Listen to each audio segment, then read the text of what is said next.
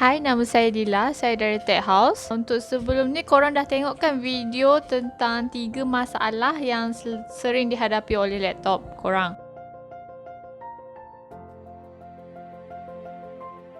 Kali ni saya nak terangkan lagi 3 masalah berkenaan laptop korang juga. Okay, first kali problem yang selalu dihadapi ni ialah sambungan USB yang tidak berfungsi. Puncanya dari port USB korang ni yang longgar. Bila korang nak masukkan tu, dia tak dapat detect. Korang punya contoh, korang masukkan pendrive, dia tak dapat detect pendrive korang. And cara dia bila korang masukkan tu, cuba korang goyang-goyangkan sikit korang punya pendrive atau hard disk sampai dah keluar notification dekat laptop korang tu. Punca yang lagi satu mungkin sebab laptop korang dah berat.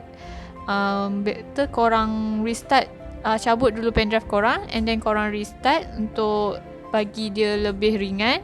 Okay, lepas dah on semula baru korang try balik masukkan pendrive korang tu. Yang terakhir ni mungkin yang sering terjadi kat korang, iaitu USB korang tak recognize ataupun port USB korang tak dapat dibaca. Selalunya macam ni, korang try masukkan pendrive korang dekat port yang lain. Okay, biasanya kalau terjadi macam ni, better korang cabut pendrive korang tu and then try masuk dekat port USB yang lain. Okay, yang kedua, Wi-Fi korang ada masalah. Okay, ini berpunca daripada driver Wi-Fi korang yang tidak diinstall. Okay, solution dia korang kena uninstall driver tu and then install semula.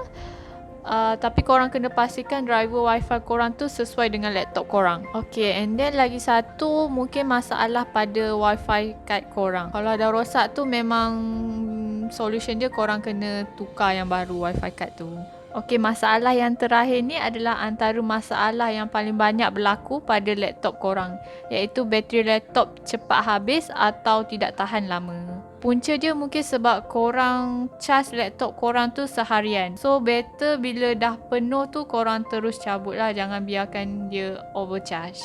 Kalau korang nak tahu, bateri ni ada kitaran hidup dia dalam 300 ke 500 kali charge. So bila bateri korang baru 70% korang nak charge, itu akan menyebabkan pembaziran pada kitaran hidup bateri tu. Sebab tu dia boleh jadi tak tahan lama. Seeloknya bila korang nak start charge laptop korang tu, tunggu sampai laptop korang tu bawah 10% baru boleh charge sampai full. Okay, punca yang lain pula mungkin sebab bateri korang terjatuh atau terhentak dengan benda yang keras. Korang kena elakkan dari bateri korang terjatuh atau terhentak, sebab ini boleh bagi efek dekat jangka hayat bateri korang tu. Okay, so itu saja untuk video kali ni. Ada banyak lagi masalah yang sering dihadapi pada laptop.